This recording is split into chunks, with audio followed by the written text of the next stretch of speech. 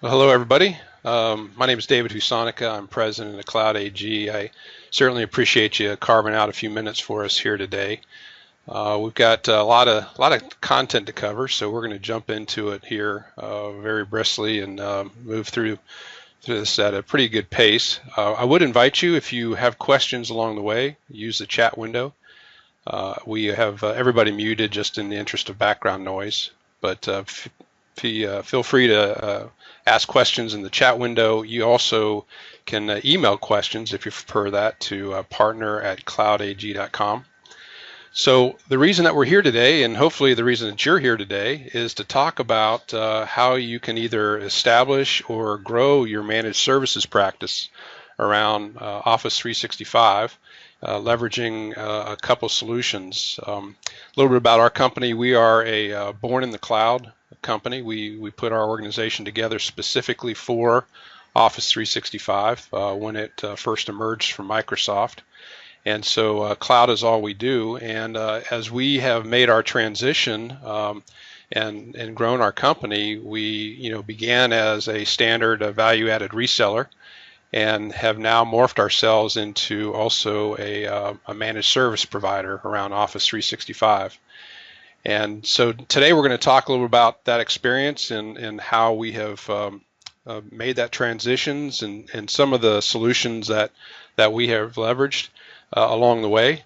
And it's been quite an interesting experience for us. And those of you who are doing managed services or thinking about it realize that there's a lot of opportunity there. And it's helped us become a Microsoft Cloud Champion partner, and as far and also a managed partner with Microsoft.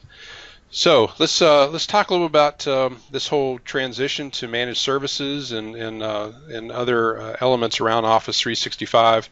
If you've been on a Microsoft meeting here in the last year or 2 years, you've probably seen this slide either from Microsoft or you've seen it from other companies such as Gartner, and it's really about as a provider in this space in the cloud, how do you actually make money at it? I know many companies, organizations have come to the cloud from a traditional on-prem world, and it's a little interesting or challenging, to say the least, whenever you start looking at the revenue models and how revenue flows and subscription-based models. And so what the directive is, or what the suggestion is really need to move past being just a representation of the product and being a reseller product. And I'd say most people quickly have moved beyond product and are also offering project services around the core Office 365 platform. So the next leap is, how do you then also drive additional revenue streams, such as how do you provide managed services on top of that platform? And then is there also an opportunity to weave in your own IP or somebody else's unique IP on top of that? And so by making that transition, moving from a fairly uninteresting margin level up to what can be a very interesting margin level by making that transition. So what we want to do today is give you some I guess tidbits of how you might consider doing that and how we've done this as a company, as a Microsoft partner. And I like to use an analogy here, which again, you may have seen this before, but if you look at how do you drive more revenue and more margin, it really kind of gets back to what kind of value are you adding to the baseline product. And this is kind of a simple example, but taking coffee, if you purchase coffee just as coffee beans, you might pay somewhere around $1.35 a pound. But if you're a coffee producer, you're looking at ways of how do you actually increase that? How can you command more money for your product? Or if you're somebody who's in the coffee, delivering coffee, how do you demand more money for that? And it's really about adding more value to the product. And this example, while it's kind of simple, it basically says you move from just delivering the beans to repackaging that base product and demanding a much higher margin. The Keurig cups is an example, where now I'm paying $50 a pound per coffee.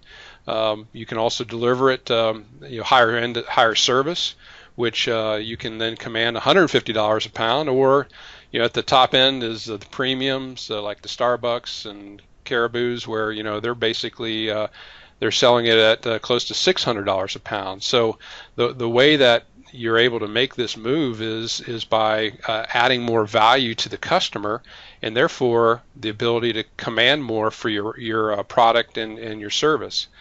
And so what we did when we looked at our core offerings, or our core company, which was Office 365, again, that's really all we do, is we looked at what are some areas that we might be able to add additional value around this product that Microsoft gives us or sells to us to resell, and what could we do to it to either add value from additional products around it or additional services. And we grouped it in 3 different categories that we wanted to attack. The first category was there's some gaps in most companies as far as some underlying ability to protect and manage the environment. So we looked at that as an area that we might be able to add more value. We also looked at how we might be able to enhance the configuration of the environment so that customers could get more value. And then also, of course, the ability to move companies to the platform, and how we can assist in that category. So these are really the first 2 in particular, the protect and the configure, we're going to spend most of our time on here today. And the migrate will maybe stay for a different meeting.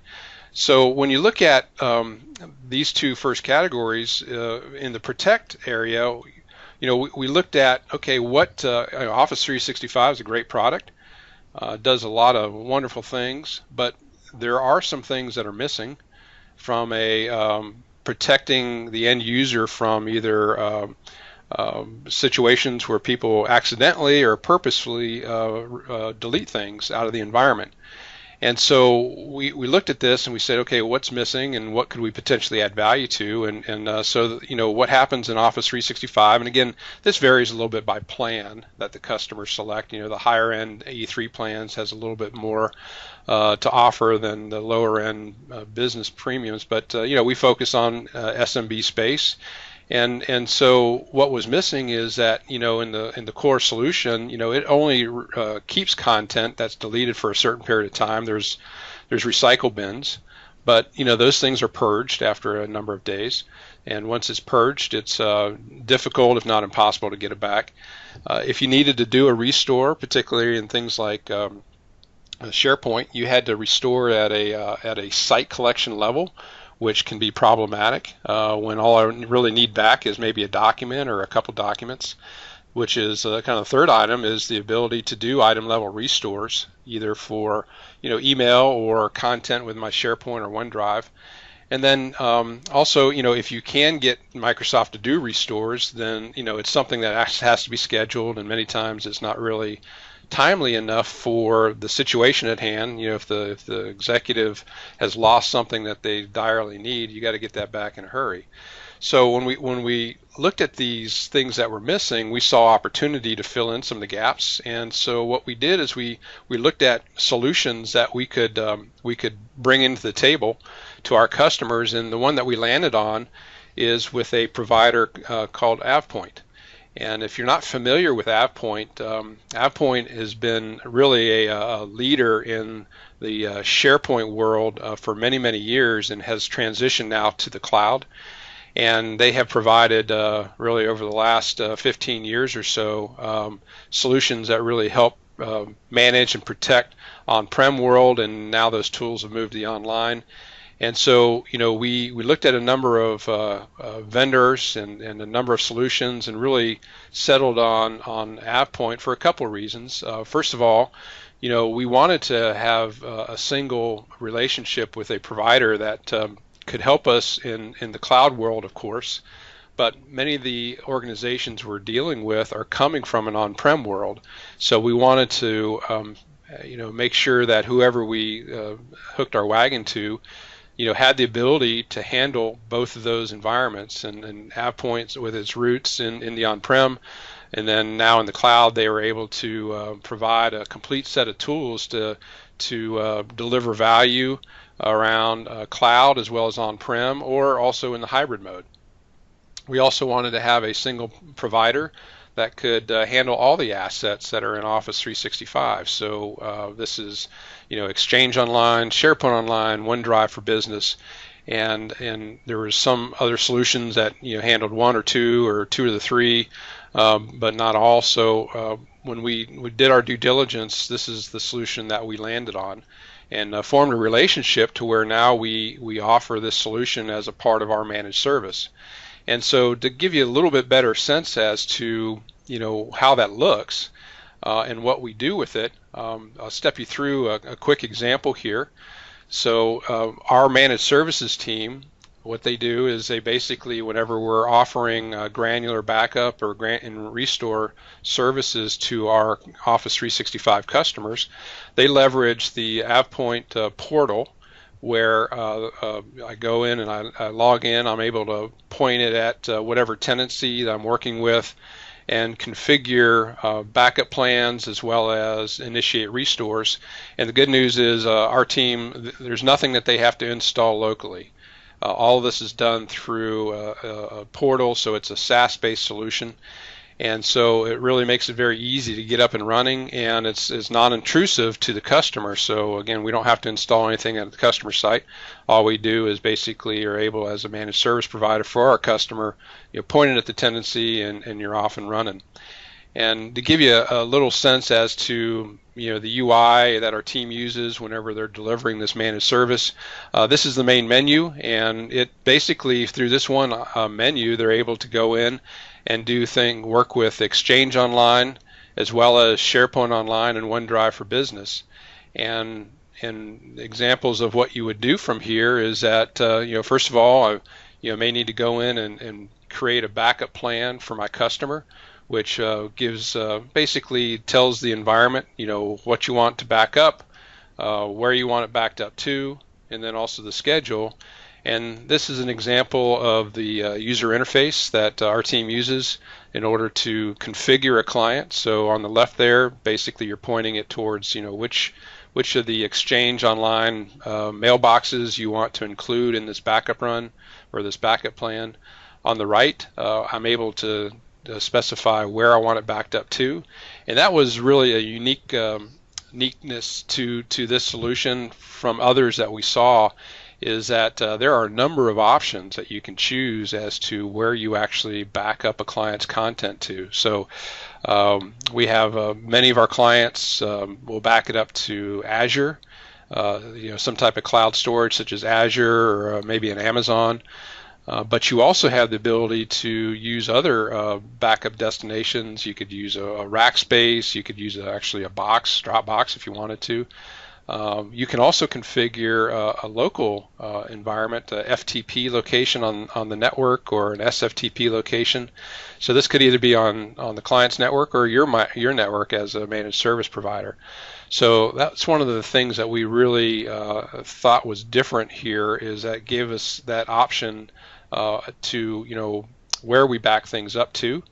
And then the last area is really things like, what's your backup schedule. You can do both full backups as well as incremental backups, all within one plan. You can also set settings such as compression and encryption, and then there's automatic notification. Whenever a plan runs, our team is notified automatically on the completion, and there's a status on that run, whether it completed successfully or if there's any exceptions that our team needs to go dig into. So a very intuitive user interface as far as setting up a backup plan. And then in the event that we need to do a restore, let's say a client says we have an issue where something got deleted either accidentally or on purpose. We get these calls quite a bit. Many times it's related to an employee that maybe has left the company, and on the way out the door they've done a good job of trying to delete everything. that they had, kind of covering their tracks, and so we're able to easily get that information back for the leadership if they need to look at it, as one example. So here in the Exchange Online Restore, I start with really a time-based view of my backups and say, which backup do I want to restore from? And then the next screen allows me then to pick, what do I want to restore? And I can restore at any level. If you look at the left-hand side of the screen, I could restore at a mailbox level. I could restore at a folder within the mailbox, or I could actually restore just an individual item that's within a folder within a mailbox. So that's what we mean by providing granular restore capability to our clients, is that you can pick and choose whatever level you want to restore and be able to get that back very quickly for a customer. And then the next screen that the team uses is where do you want to restore it to? And you've got a number of options. You can do an in-place restore, which would put it right back where it was in whichever mailbox/folder. You could do an out-of-place restore, meaning I could restore it maybe to a manager's mailbox, or I could restore it to one of my storage policies such as Azure or FTP, and just create a PST file in that case, and then you can go pull down that PST file.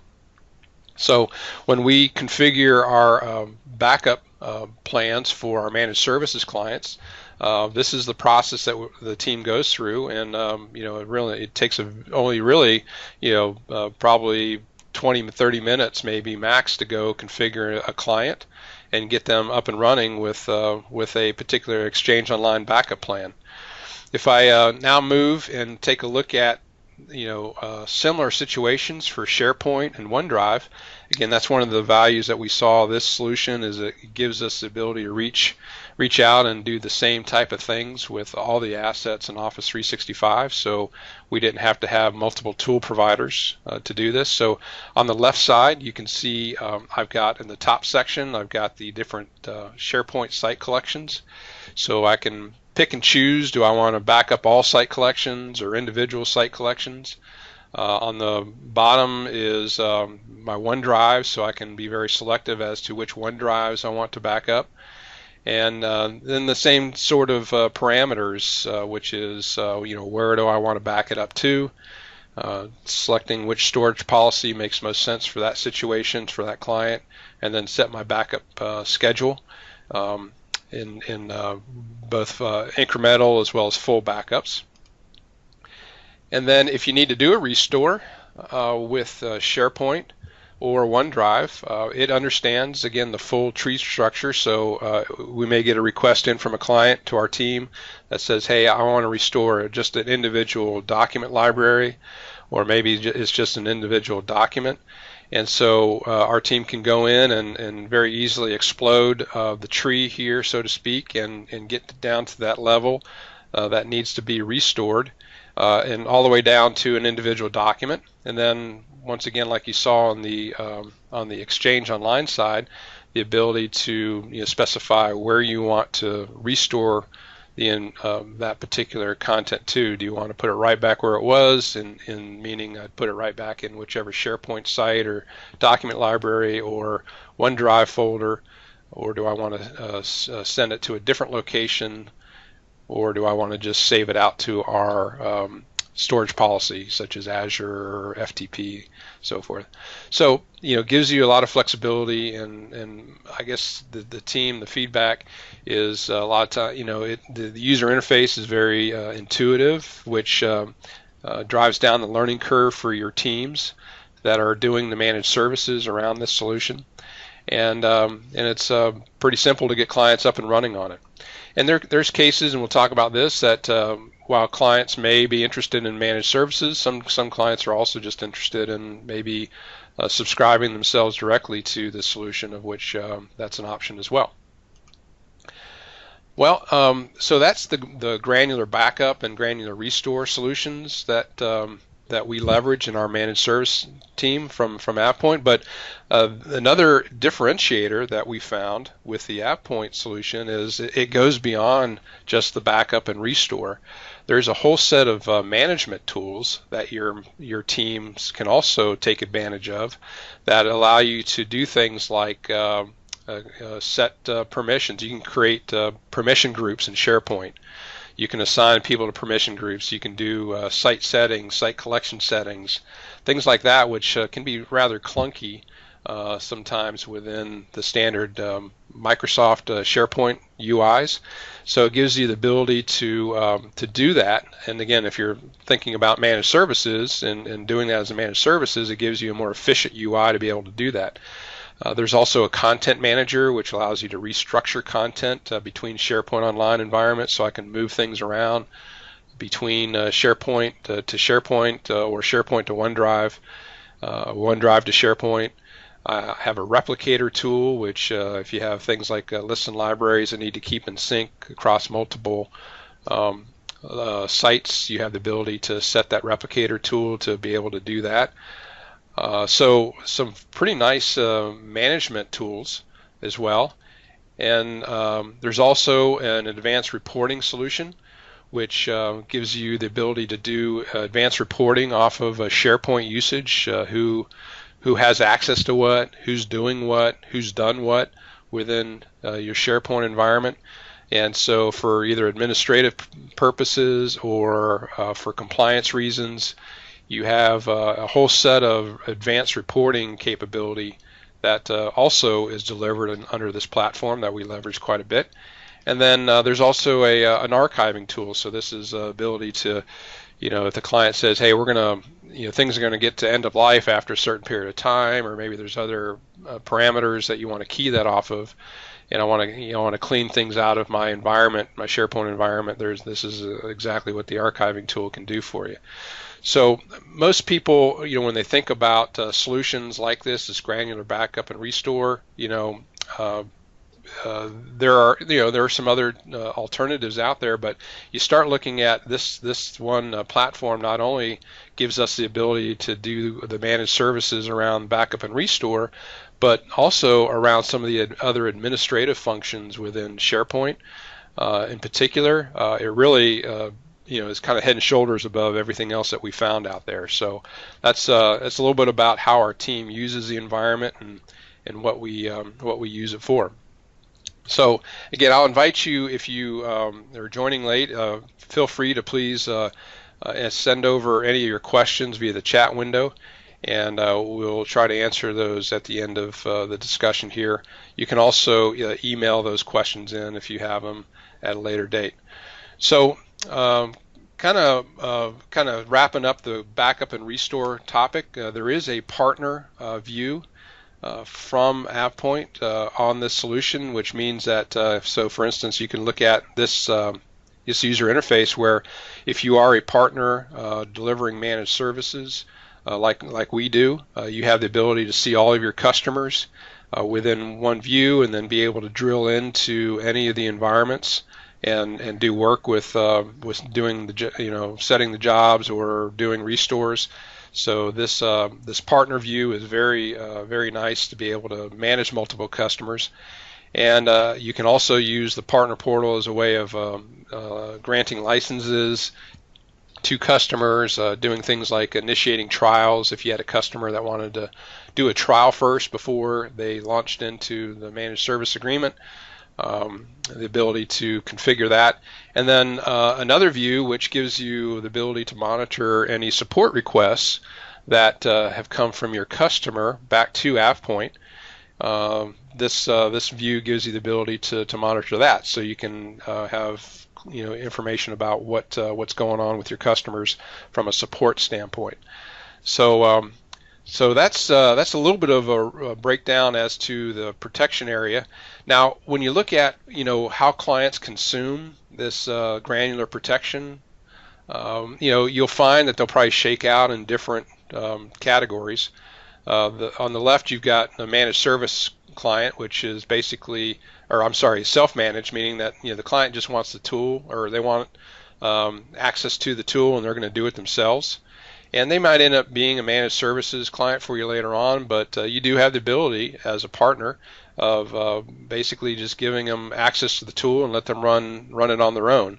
And then the next category is the managed service client, which is where you're performing the functions for them, and we'll cover here in just a minute as to what are the activities that we do as a managed service provider for our customers, to give you a sense for what those activities are.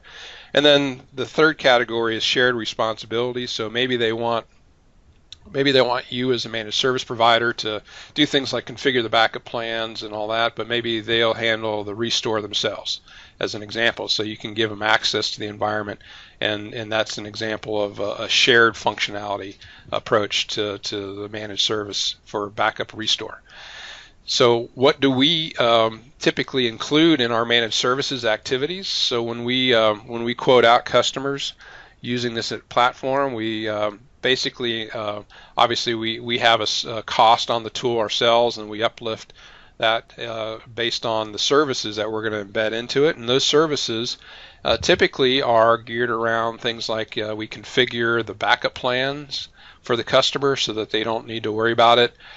We can help them configure their storage. Very, very popular Azure storage as an option for the storage, and it's also pretty inexpensive. We also monitor the backup jobs. So when the jobs run and they come and they complete, our team is alerted, and so we're able to monitor if there's any exceptions that have gone on. And then in the event that there is a restore, we can perform the restore on behalf of the client.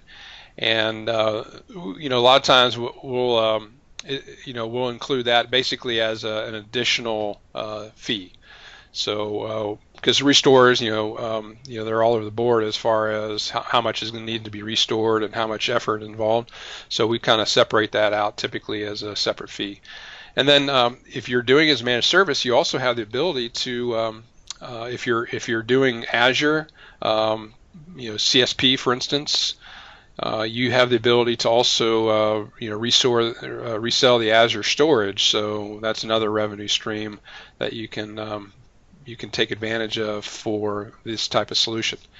So those are the examples of the managed services activities that we will typically wrap in for our customers, and we'll put that all into a nice, neat package price, and subscription based, and sign up the customers to go that path. So that's a little bit about how we've added value to the first category, which is the protection area, which is this granular backup and granular restore. The next area that we're going to explore is what we're doing around helping clients configure the environment and get more value out of the environment. And what we focus on is an area that has particular challenges for customers, and it's unfortunate because there's a lot of value that they can get out of it, and that area is SharePoint. So when you look at the key items that are included in Office 365, everybody's, I'm sure, familiar with these, but a couple of these items slide in pretty easily with customers, the desktop apps and usually email. And then a couple of these are a bit more challenging, and the one in particular that we've highlighted and we're wrapping additional IP and managed services around is helping them unlock the value of SharePoint Online. When you look at the adoption level particularly within the SMB space, it's very, very low, and most of you would probably agree with that, and Microsoft definitely agrees with it because they're touting, are asking partners to help improve that. And matter of fact, they're starting to incent partners even more to drive additional adoption within SharePoint Online. So what we've done is we've partnered with a solution called ServicePoint365, which its whole purpose in life is to really unlock the value of SharePoint Online. And what it does is it gives the clients a pre-configured environment that is really set up around many of the content areas that they're probably naturally going to want to use a tool like SharePoint for. And so this is the main menu for the ServicePoint 365 app, and this gets installed into the client's Office 365 SharePoint Online tenancy. It's an app, and it basically, once it's installed, it sets up around a number of different content areas, and so what we like about this is that it covers a lot of the bases already that clients are intending to use something like SharePoint if they could ever figure it out. And so when you look at the breadth of the app, you've got anywhere from company intranet that it delivers the ability to have kind of a main page for company information that everybody can access, but also for each department, that each department can have their own workspace, so accounting, HR, payroll, so forth, and then all of those can be secured so that only people on those teams can access those workspaces, which is where all the documents and calendars and tasks and things like that for those departments may reside. So that's one area of client management, the ability to manage information about all the clients and or prospective clients, and then have workspaces for each of those clients, and we're able to actually deliver what I'd say a simple CRM application for our clients. There's certainly dynamic CRM, which is a full-on CRM application that does a lot of things, which has great value, but in some situations, particularly in SMB, they may not take advantage of all that capability or functionality. They're looking for something a little more simplistic, and so this application, we're able to deliver a simple CRM for our clients, and where they can manage those relationships and create workspaces and have client documents.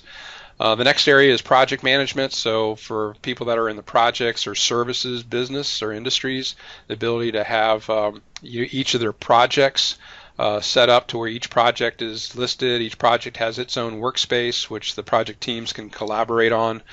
Documents and deliverables and tasks can be assigned and calendars built. And we'll take a deeper look at that one in just a second. It also provides the ability to manage proposals. So for sales cycles, you can have proposals. Each proposal can have its own workspace where the team is collaborating and building the estimates. There's a little staffing portal involved, so you can put in staffing requests and make assignments. There's an area where you can manage templates, processes, or best practices, and all the documents or standard templates that go along with that. There's a general knowledge repository, which can be used clients for anywhere from best practices to training to safety to OSHA. All of that content can be managed in those environments. And then we have a lot of people that are dealing with third parties, partners, and the ability to manage those relationships and have workspaces dedicated to each of those partners, and then I can collaborate better with them, be able to download or they upload to that workspace. So through this app, we're able to very easily set up an environment that is a very usable environment for clients. And they have, and we get into some of the managed services behind this. There's some very intuitive ways that are easy ways that we can go in and also tweak the environment. So we can turn on and off different centers that may or may not apply. You can rename, repurpose them, and so those are all examples of some of the things so that we can do as a project service or as a managed service. So drilling just a little bit deeper into the ServicePoint app. So let's say, for instance, you have a customer that's has projects or services, or you can think about your own businesses for that matter, because most of the people on this call are in the project or services business themselves. So the ability to have all of those stored in one place. If I drill into, tap on the Project Center icon, it's going to take me into Project Center, and you can see I can easily jump out to any of the other centers from here on the left. And what it shows me here is here's all the different projects that we have going on, and also information about the projects. We deliver about out of the app comes about 250 custom columns of metadata that is already there, ready to use for things like tagging projects with what type of project they are, who's the project manager, start date, value, things like that. So very easy to get that information set up so I can show all my projects, I can group them however I want, I can sort, sequence, find them. To add a project, I simply click on new item and it opens up the project add screen. And also, as a part of this app, it comes with over 40 custom content types. If you're a SharePoint person, you'll know what that means. But it's basically forms to be able to easily enter things like projects, be able to enter clients, be able to enter partners. And then each of the forms has a number of fields that you can easily turn on and off. So you could add more fields. And then the values within the fields. So, for instance, project type. As a drop down there in the middle of the screen, those values would actually, be the client's values.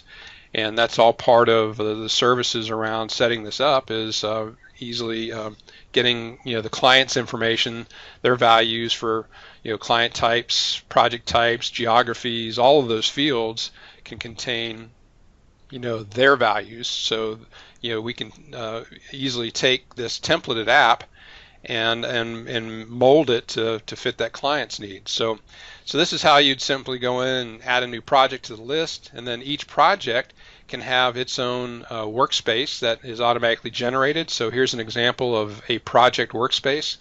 So the name of the project is up top, which is ServicePoint365 implementation. And on the project workspace, we use templates to create the workspaces, and the templates are delivered with the app. And so the project template is already set up to where it's got metadata information that it will display on the project workspace. So this is an example where you got a project going on, and you've got people that want to be able to collaborate, the project team, and find all the documents and deliverables. So you've got a document library. If I scroll down on this project workspace, there's also a project calendar, which great for things like milestones and key dates that everybody needs to know. There's also a contacts list of who are the main contacts, both internally and externally. If I keep scrolling down, there's also a task list. So this is where you can create basically a work plan for the project and make task assignments. And you can, all this stuff can also be synchronized back into their Outlook if they want, or like the task list, it can be synchronized to actually a Microsoft project work plan if you want. And so the idea is to create a workspace that's very intuitive, that makes, where all the information about in this case we were talking about a project, where all the information resides about that project. And there's a lot of consistency between the different centers. So if I went to Client Center, I would see similar actions where I can show all my clients, and I've got metadata categorizing my clients. Each client can have its own workspace. If I go into the Sales Center, which is where all the proposals are, same sort of thing. So there, it's very intuitive, and it makes easy to get up and running, for the client as well as your teams that are involved in this. You don't need to have your senior level SharePoint architects being delivering these projects, which is great. You're able to leverage a part of the pyramid that that is not at that senior level, and of course earn more margin or bring the price points down. So and then even the configuration side. So for instance, I mentioned earlier that we have the ability for our clients, they may decide that they start with a certain number of centers, and then they'll let us know, say, hey, we'd like to have another center lit up.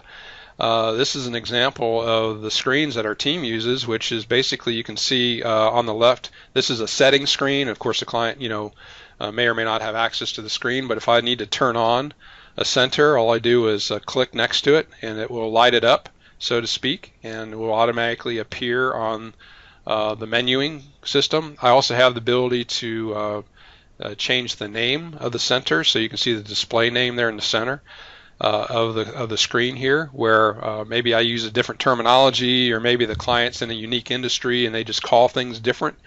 You have the ability to override the naming conventions that the centers use out of the box, and then so you can easily turn them on and off. And it's not uncommon that a client will start out with maybe they've lit up 3 or 4 centers because that's all they really need, and we've hidden the rest of them. But as they start getting more value out of SharePoint, or wanting to get more value out of SharePoint, they decide that they want to light up a couple other centers and start using them. So it's very easy to come in and do this. Either the client can do it, or you as a managed service provider can do that for them. And then even if you recall the project workspace that we went through, if you remember, we had the template that was on that workspace was made up of a number of different web parts, and we've even externalized that, so it's easy for your team if a client wants to have different information displayed on their workspaces. This is an example where we're looking at the settings for the project center. And if you look at that top section there, you can see it shows document library, task list, calendars. Those are all the sections that we saw on that project workspace. And once again, if a client says, well, in our case, all we really need is document library and a task list, we don't really need all that other stuff, you simply come in here and you untick them. And whenever they create a workspace in their environment, it will now only contain the content that they're interested in. And you can also drag and drop those sections around to resequence them on the page. So the thing we really like about this app is the fact that it gives us a great head start with clients to where we can get it up and running very quickly. It also gives us the ability to change the configuration of the environment without having to do SharePoint development or SharePoint coding. And we can leverage again a different tier of our pyramid as far as our team members, because we don't need to have the highest level SharePoint architect deeply engaged. We also do custom SharePoint work, and so we view this as you have the ability to do it as a two-pronged attack, where you can continue to do your custom development if you're in that mode, or you can use this as more of a template approach, of which can also still be extended. So that's the thing we like, is that not only can configuration changes be made like here, but you can also continue to extend the app and add custom integrations. You can add custom workflows, all of those things, just using normal SharePoint tools. So when you look at what it does for us as a Microsoft partner, there's project services that we can drive, and here's an example of the typical methodology that we would follow. And these are more project related services, which is kind of getting them up and running initially. So this is an approach that works very well, starting with installation and doing workshops and doing a pilot, shaking out enhancements, and then doing a final deploy. And this can run very quickly. Some clients, everything in the app defaults to something out of the box, which was by design, which we like. So we can actually, for clients who really aren't that hung up on having this unique to them, they can get up and running very quickly. But other clients may want to take their time and manipulate or massage it a bit more. And so the start to finish can be very quickly. It could be a day, or it could be a month. It just depends on how much they want to invest in kind of molding it. But when you look at the managed services, which is kind of obviously what everybody here is interested in, hopefully today, is we're also able to wrap a number of managed services around this app. So what we are able to offer to our clients is like, okay, we'll get this up and running for you, and then we'll charge you a managed service fee to help you with the ongoing maintenance, so to speak, of the environment. And when I say maintenance, it's not code maintenance, it's maintenance of the configuration settings. So setting up users, and so they have new people that are join their company, and they're added to their Office 365 environment. They need to be set up to access the SharePoint or the ServicePoint app.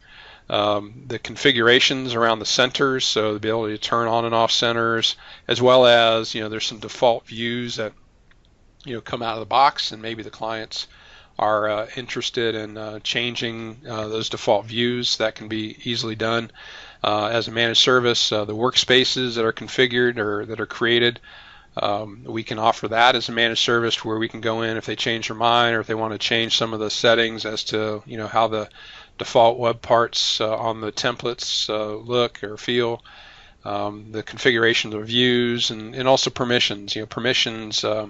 If you've done anything in SharePoint, you probably already know this, that the permissions settings can be a little bit daunting for clients to figure it out. So be able to offer that as a managed service. And the great news is the AvePoint tool that we just talked about also gives you additional capability of doing these permissions as far as alternative UIs that are very straightforward, so that your teams can gain some efficiencies around the things like setting permissions.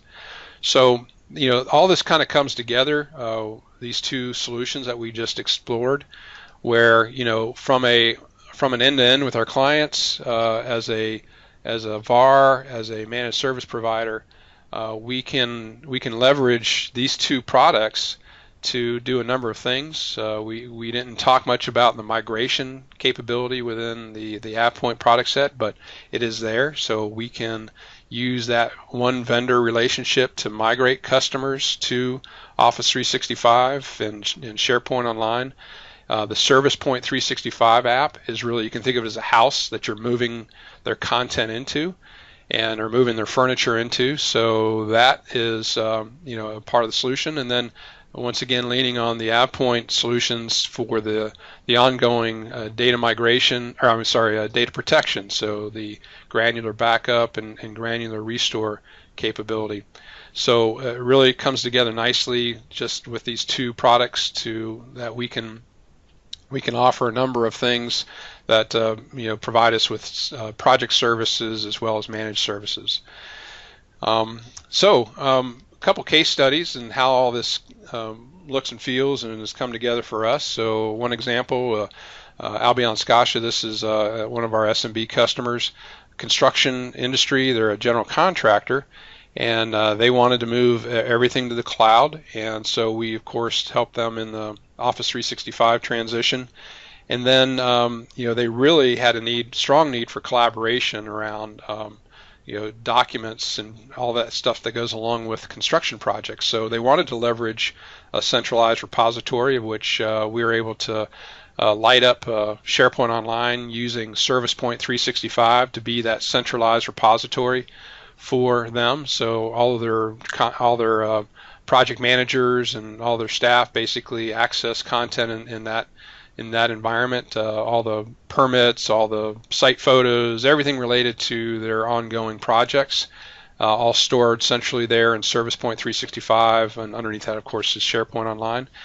And then we also have layered in the DocAv granular backup and restore into the environment as well, to be able to protect that environment and provide additional managed services. And one side note on this particular client, most of you have probably read, or you may have some of your customers have been hit by this ransomware virus.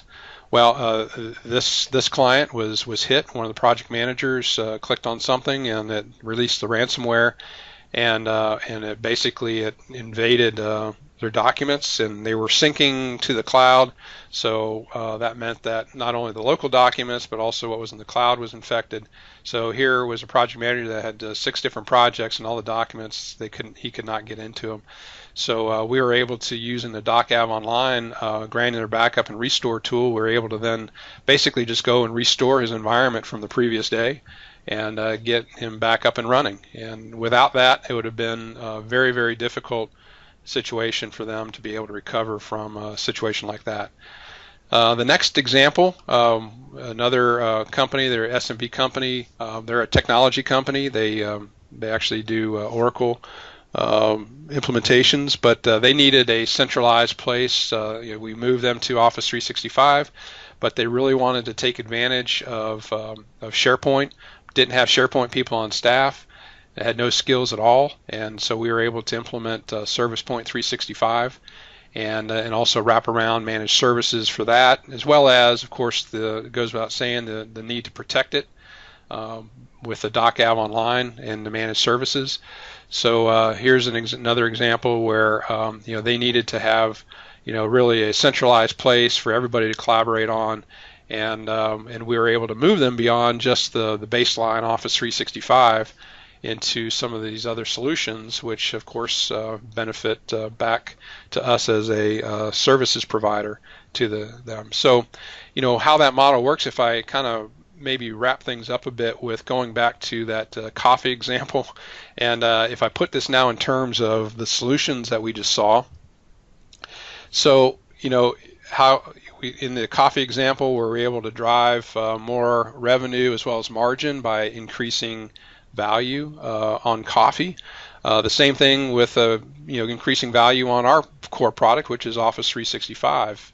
We could certainly implement Office 365 or sell or resell that and stop there. And example, business premium be $12.50 a seat per month. But if we're able to then layer on and say we also are going to include managed services around backup and restore for the client, we're able to drive that per seat per month up significantly. And then if we're also able to layer in some IP and managed services around it, in this case the ServicePoint 365, we're able once again to increase significantly what that baseline revenue and also underlying margin. And so taking that example of simple example of coffee and applying it to what we're doing, this is how it looks. So something to consider as you're looking at growing your practices as well. So kind of wrapping up, I'd like to first of all, I'd like to thank some of the partners that we worked with to get to where we are. AvePoint, ServicePoint 365, and then also Synex, which is these solutions that we're talking about are also available if you happen to have a relationship with Synex. And now where we come into play, we're obviously a Microsoft partner out there, but our relationship with these companies have also put us in a position where they've asked us to help them with their partner establishment. So we are out there actually working with organizations like yours, helping you make the transition to these products. And what we do is we can help you with the sourcing options as to, there's a couple of different ways that you can source the products, either through disti or other ways. We can help you with that. We also will provide pre-sales assistance to other partners. So if you have client demonstrations or things like that that need to take place, we're there and we can do that on your behalf. We can also help you with some joint marketing activities. If you sign up for a partner program, you also have the ability to use ServicePoint 365 internal use rights, which would apply very well to most people probably on this call, since you're in an industry that this template really suits it very well. And we can also get you started if you needed to do free trials on DocAv Online as well. We have the ability to point you in that direction so that you can use it internally to get up to speed, as well as if you need to use it with client to kind of get them going down the path and then turning it into a license. So we invite you to reach out. Partner@cloudag.com is the alias to use. And we again we partner with AvePoint and ServicePoint and Synex to help in the whole partner activation mode for other resellers or other MSPs.